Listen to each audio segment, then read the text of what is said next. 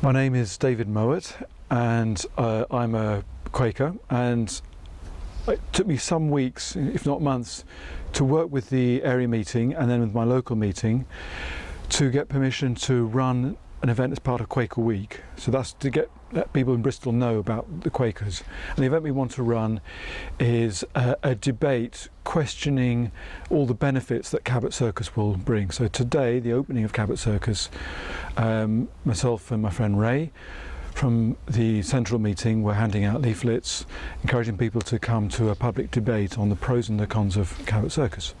So what are the pros and cons? Well, the pros are fairly obvious. This is a long-standing shopping centre going back to the days of the old market by the castle and Broadmead and the fairs that used to be held there, bringing back trade to the city centre as opposed to Cribbs Causeway, putting a sort of a commercial heart back into Bristol. That, you know, there's things aren't to be sniffed at. I'm a freelance musician. If there's a good, you know, restaurant or cafe out there and it gives me business as a musician, that's great.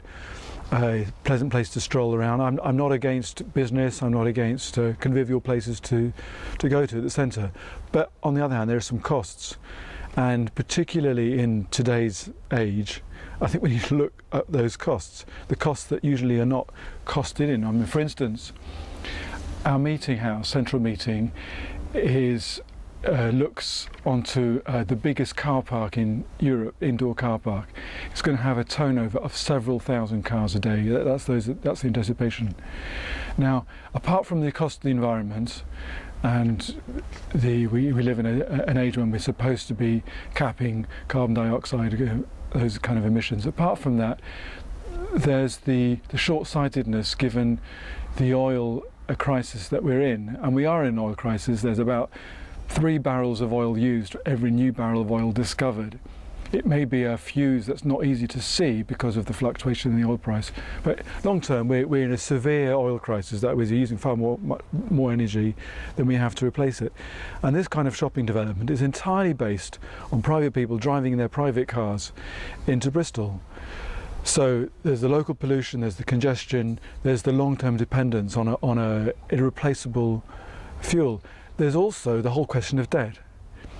So at the moment it's the banks going to the wall, although unsurprisingly Bush et al. Are bailing out the banks.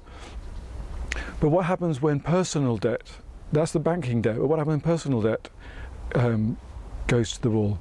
Because there are trillions of pounds worth of personal debt in Britain. We're highly indebted individually. And the whole of the growth since the Second World War, virtually all of it is based on debt-led growth. In other words, it's growth based on something that isn't substantially there. It's not based on widgets that you make. It's based on the pushing of the banking sector, which is highly costly to the environment, as I mentioned before, but highly vulnerable to individuals.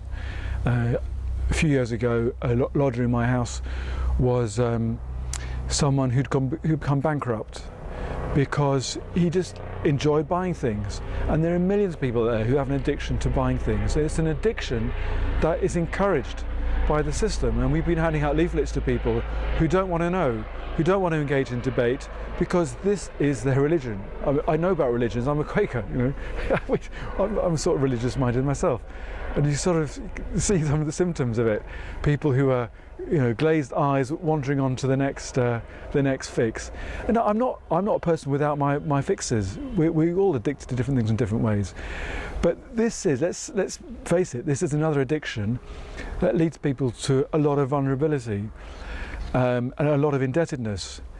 And the way out of a crisis is not to dig the hole even deeper, and that's what's happening. In case it's like the emperor's got no clothes, and we're not allowed to say, "Excuse me, you haven't got any clothes on." Well, actually, the whole system is empty. It's not functioning, and for a bit of sanity, we need to stop buying. But so what's this event that you're planning? Anyway, so there will be a debate, and there will be a representative from Cabot Circus, a guy called James Bailey, who's the centre manager for Cabot Circus, will speak about the benefits of Cabot Circus in this kind of development. There'll also be a guy called Tony Weeks, who's a Quaker economist, who's actually the Ferguson Fellow at Woodbrook College. So he's someone who's looked into it, who Quakers have supported, to really look into the alternatives, alternative wealths.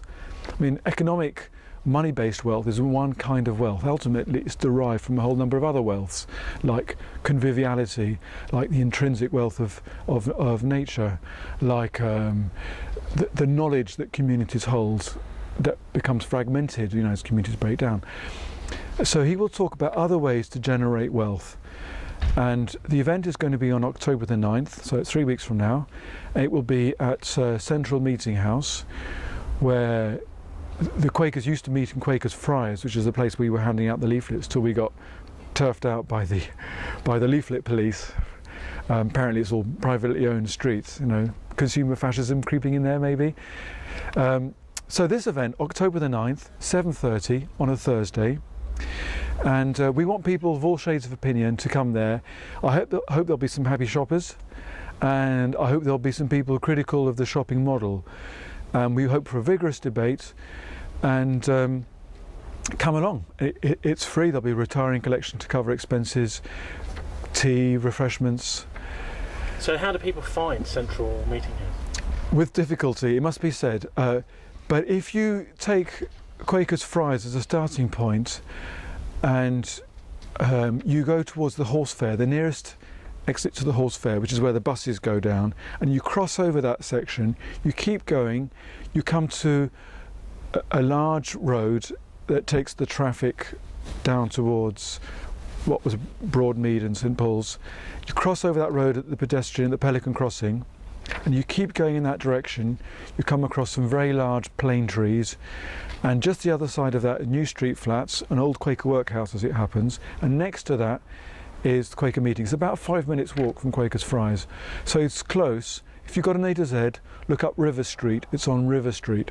And if you haven't, it's behind the big car park. If you haven't, it's behind the huge car park, or off Wade Street, which is another way of finding it, where the big Salvation Army hostel for homeless people. And that's another side, that's another downside to the place, is that all this fancy new development, which you need money to pay for, is cheek by jowl with a lot of poverty.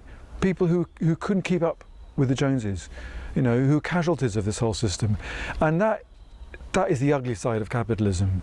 And it's not unrelated.